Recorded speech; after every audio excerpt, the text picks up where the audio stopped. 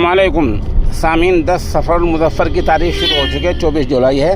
उन्वान है आज जंतर मंतर पर धरने का क्या हुआ है, सरकार ने क्या क्या है, अपोजिशन ने क्या किया है और पुलिस की जो बोगस रिपोर्ट थी वो उसका क्या हुआ है, वो पूरी बात सुनिए। और मुल्क भर में आज इनके जंतर मंतर वालों की हिमायत में कहाँ कहाँ एहतजाज हुआ है उसकी तफसील देखिए। ये वीडियो देखिए शुरू में जो राहुल गांधी ने आज प्रेस कॉन्फ्रेंस की खबर सुनिए। 20 जुलाई को कॉकरोच जनता पार्टी के जंतर मंतर पार्लियामेंट मार्च के दौरान एहतजाज पर एक नया झगड़ा खड़ा हो गया है। दिल्ली पुलिस ने बार बार यह कहा कि मुजाहिरीन के खिलाफ बेल्ट गन का इस्तेमाल नहीं किया गया, ताहम सरकारी अस्पताल की मेडिकल रिपोर्ट और ज़ख्मी तलबा की रिपोर्ट इस दावे पर सवाल निशान लगा रहे हैं। ये मामला अब दिल्ली हाई कोर्ट में पहुंच गया है।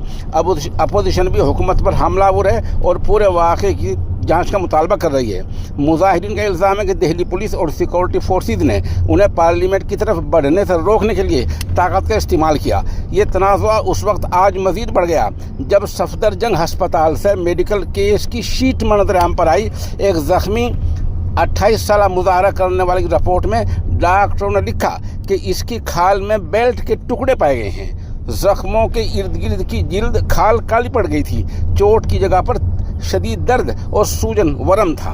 तो ज़ाहिर बात ये मेडिकल रिपोर्ट है, इसको कोई इनकार भी नहीं कर सकता है। अब देखना है कि पुलिस इसका क्या जवाब देती है। उधर दिल्ली के जंतर मंतर पर जारी एहतजाज के दरमियान आला सरकारी ज़राए ने वाज़ेह कर दिया है कि मरकज़ी वज़ीर तालीम धर्मेंद्र प्रधान का इस्तीफ़ा ये मसले का हल नहीं है। हुकूमत कहती है कि मसला का हल इस्तीफ़ा नहीं है, हम और इसके लिए कुछ करेंगे। ज़राए का कहना है कि हुकूमत ने दस्तावेज़ लीक करने में मुलव्वस कई गिरोहों का पर्दाफाश किया है और मज़ीद कार्रवाई का मनसूबबंदी की जा रही है।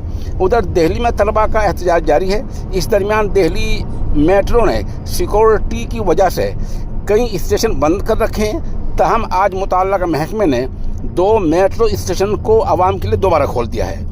ये हैं मंडी हाउस और मरकज़ी सेक्रेटरीट स्टेशन, ये दोबारा खुल गए हैं, तमाम 15 स्टेशन अभी बंद हैं। उधर दिल्ली में जारी तलबा तहरीक और अपोजिशन लीडरों के एहतजाज के दरमियान गंगोह इलाके के समाजवादी पार्टी के साबिक रियासती सेक्रेटरी इरफान अलीम को 23 जुलाई से उनकी रिहाइशगाह पर नज़रबंद कर रखा है।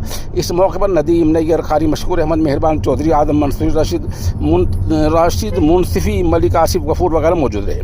उधर दिल्ली के जंतर मंतर पर मुख्तलिफ मुतालबात के हक़ में भूख हड़ताल पर बैठे तलबा पर पुलिस लाठी चार्ज के खिलाफ आज जुमे के दिन मुस्लिम संगठन पंजाब की जानिब से गुलाब देवी रोड वाक़ई ईदगाह के मस्जिद के बाहर एहतजाजी मुजाहरा किया गया।